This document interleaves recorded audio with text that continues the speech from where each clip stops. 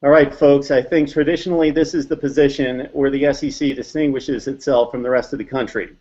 There's talent all over the place. Defensive backfield's amazing typically in the SEC, but I think when you talk speed rushers off the end and you talk about just ground stuffing tackles in the middle, I think this is where the SEC has it over the rest of the nation year in, year out.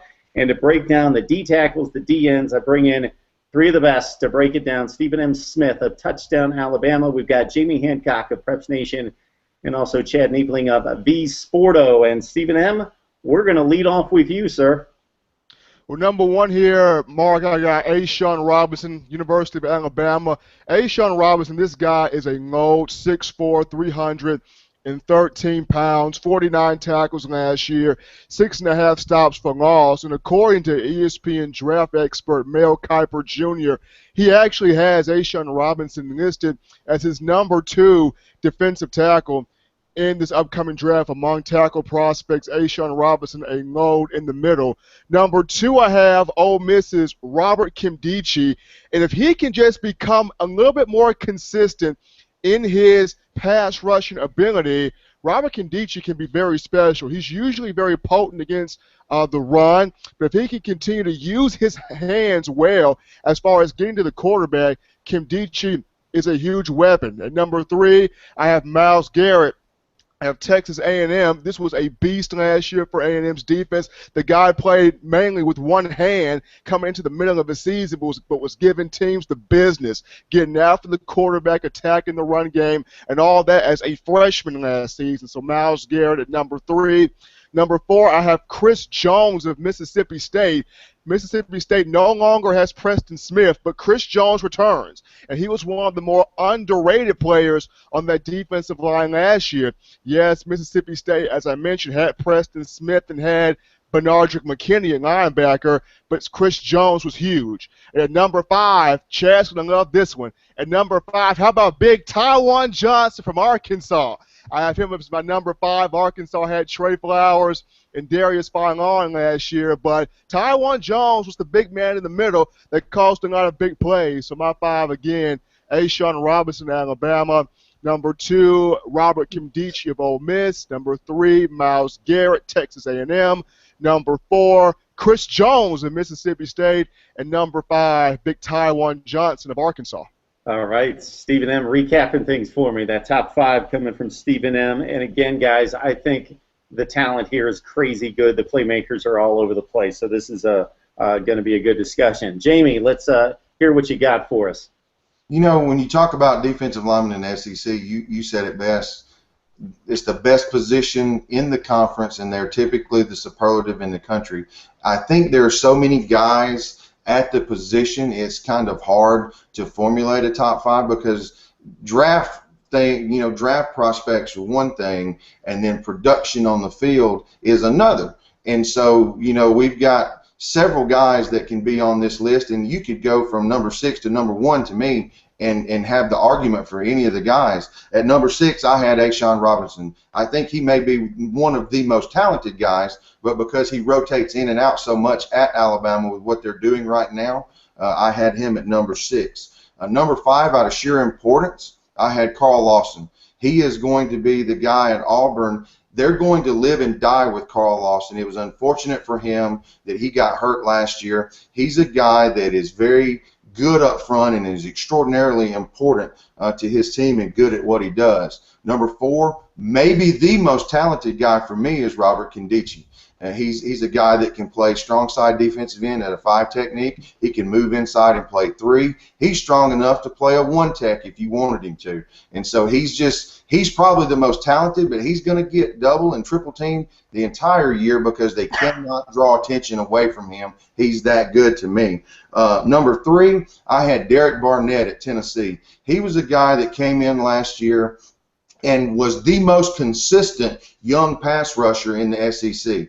He was a guy that really did the job for Tennessee, and I think he's going to get nothing but better and better, and consistency for him as a freshman was really big to me. I had him as a better player last year than my number 2 player, who is Myles Garrett.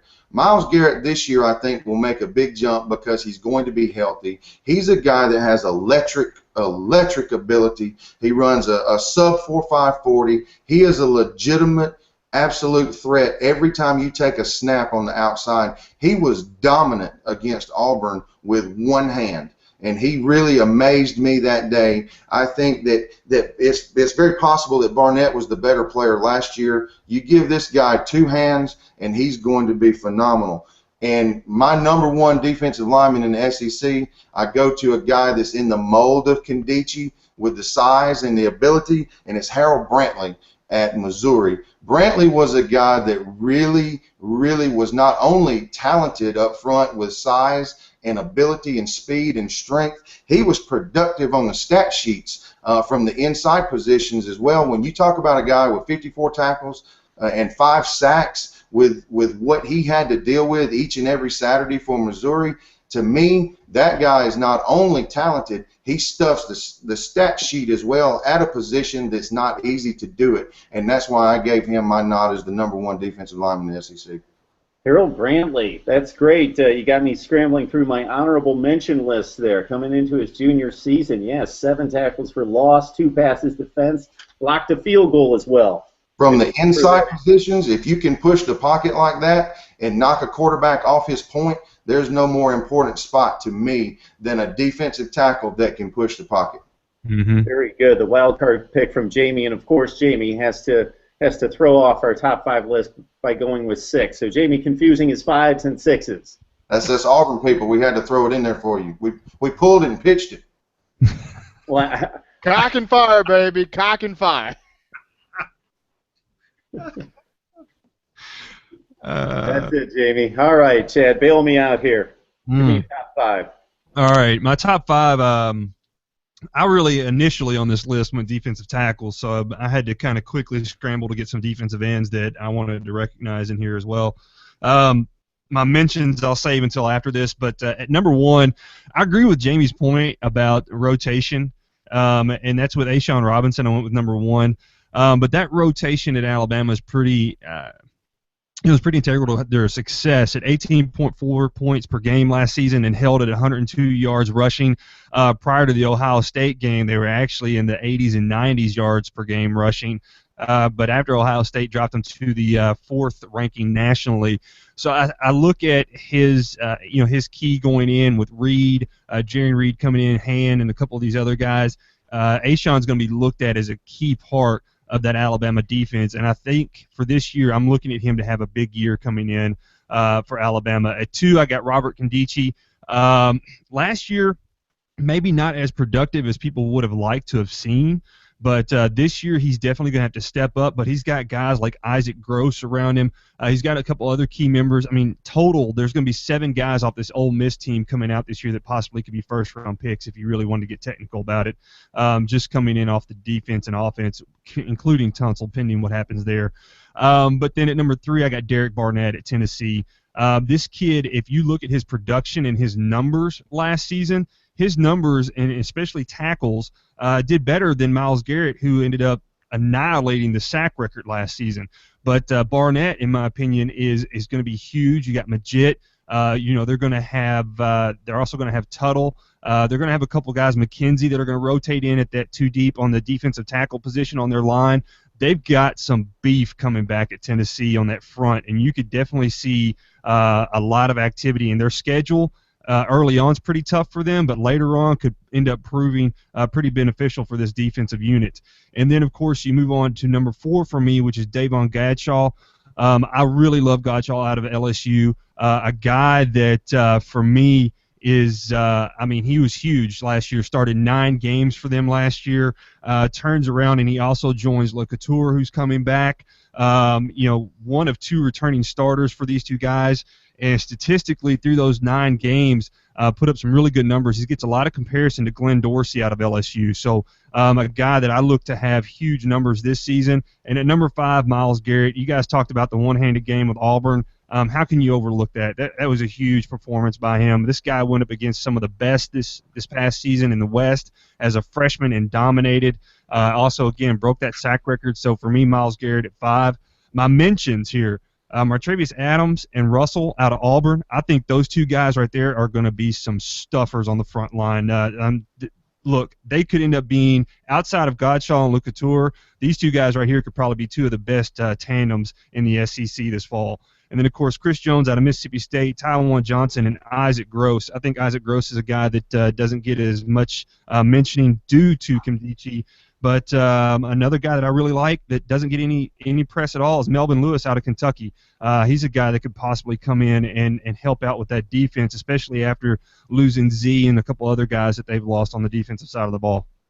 Yeah, we started doing these top 5 lists, and we forget that Kentucky and Vandy even exist. But, yeah, they play a little bit of football better these days with Mark Stoops in place in Lexington. Oh, okay, guys, you guys are going to have to kick back a little bit because I got the stage here. I got top 5s at end and tackle, so look out here. All right, defensive tackle, number 1, Robert Nkemdiche.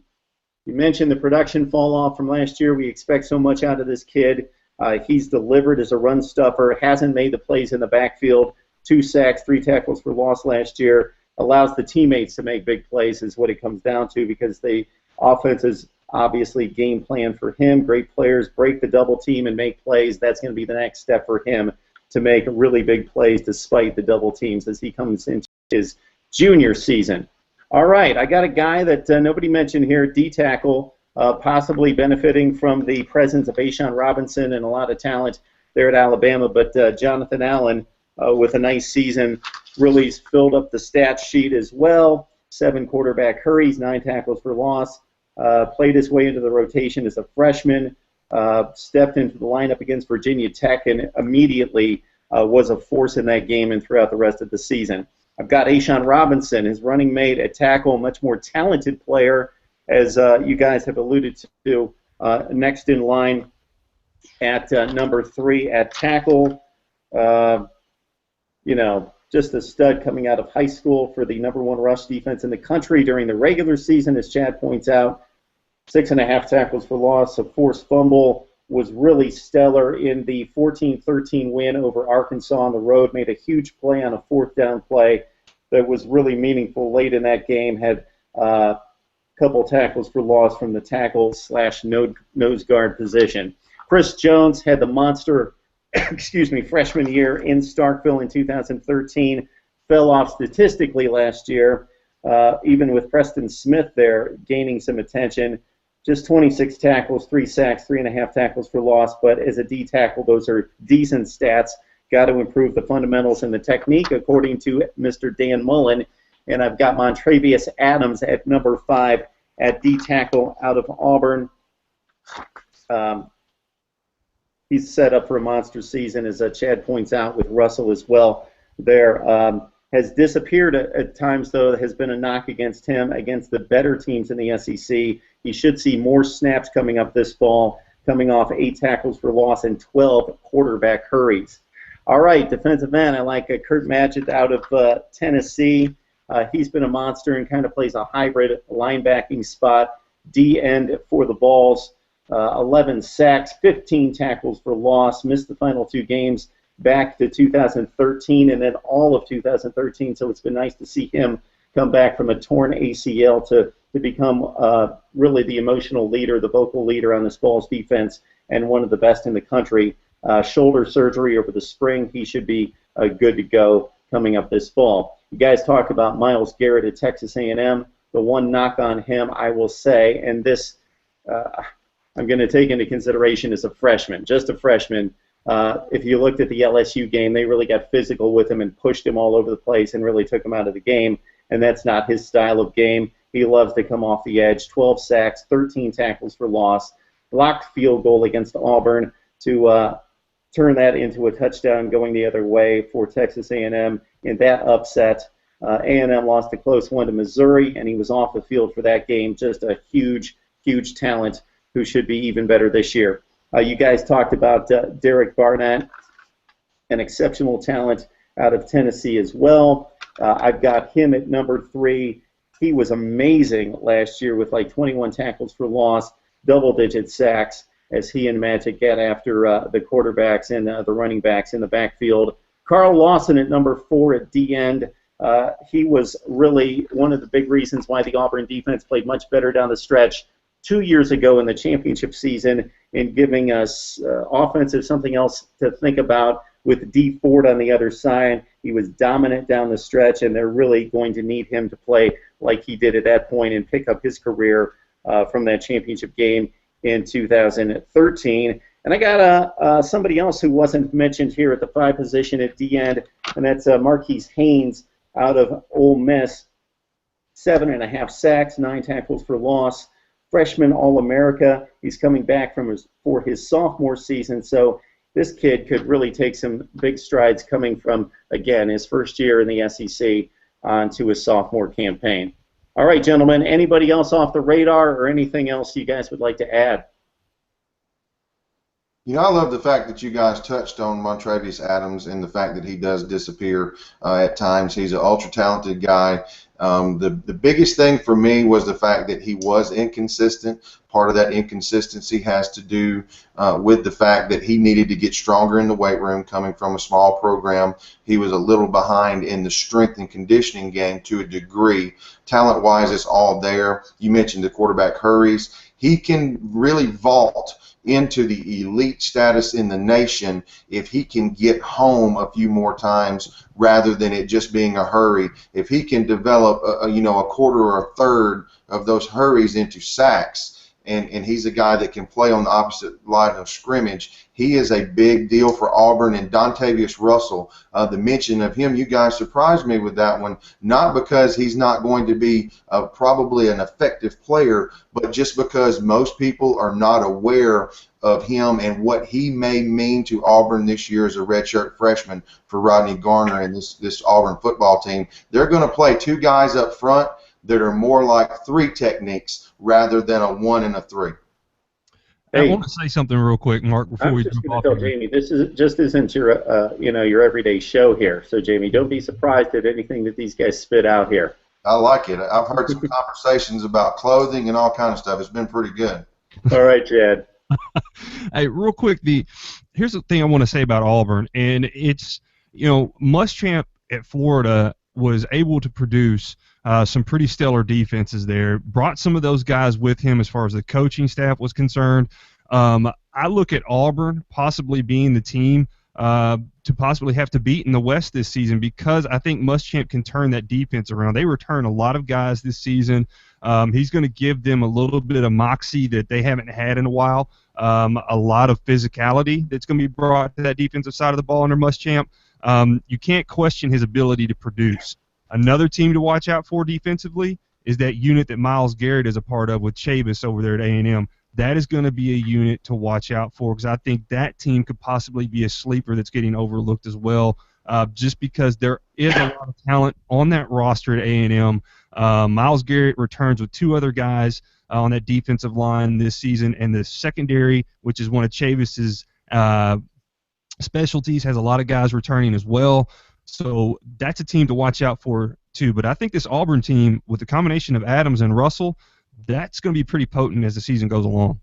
Hey, Chad, I love the point with the Aggies because they can really sling it with Allen at quarterback and probably the best wide receiver combination, or 3 or 4 deep in the conference, maybe in the nation. So they can really throw it around. I was impressed with Kyle Allen, what he established as starting with a big victory at Auburn, and he had a big bowl game against West Virginia, played really well. So they're going to score on offense. They've recruited on defense. We haven't seen it come to fruition yet. They were still pretty awful last year, but this may be the one season that they take the big leap on defense. The thing I want to pose to Stephen M. Smith is this guy is a historian when it comes to Alabama football. So I think this is the best D-line in the conference, if not the country, Stephen. How does this compare to what you've seen in the past out of the Crimson Tide?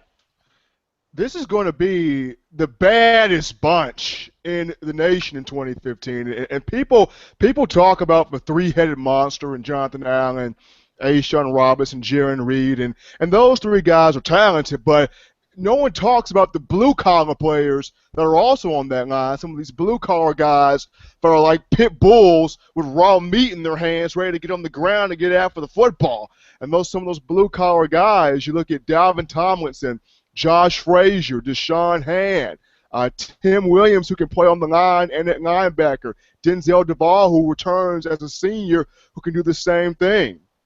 There are Darren Lake, who was supposed to be the guy last year, had a little bit of a pectoral injury, had surgery on that, but he comes back. So there's a lot of blue-collar players on this defensive line that head coach Nick Saban and, of course, defensive line coach Bo Davis is going to rotate. I understand Jaron Reed, Jonathan Allen, A'Shawn Robinson, the big three, but the production from this defensive line is not just going to be those three. It's going to be the blue-collar guys that are going to be rotated on that three-man front. And a guy to watch out for this season is going to be DJ Petway. He is a guy that at one point in time knew what it felt like to be at Alabama. DJ Petway was dismissed from the program after the 2012 season for some off-field issues, but was granted an opportunity to come back, had a huge year last season, and this man can not only play as a defensive tackle, but DJ Petway is an absolute monster on that line, exploding off of the football. So I look at this defensive line this year, it can really rival the one from the 2011 season that had the likes of Damian Square and Jesse Williams, those guys. So this year's defensive line is not just a three-headed monster, blue-collar players that Saban loves to rotate. This is going to be the baddest bunch in college football. You guys, I do top 5 lists for every conference across the country, and there's some spots, even though the talent's amazing all over the place, there are some spots in some other conferences where you got to reach for 4 and 5 a little bit. You got to make some speculative kind of picks and look at potential. This group, we named between 15 and 20 players. There's no question about any of these guys' playmaking ability. They've already done it. We're not making any speculation about this guy coming out of high school or he's been sitting behind this guy and he may be able to step in and do it. These guys have all produced in the SEC, so it's a very impressive group. All right, impressive as well, of course, this group of bloggers and broadcasters we got with us here. We got Chad Neipling of V-Sporto, Jamie Hancock of Preps Nation, and, of course, the one and only Stephen M. Smith of Touchdown Alabama. Guys, always appreciate the insight and the information. No problem, Mark.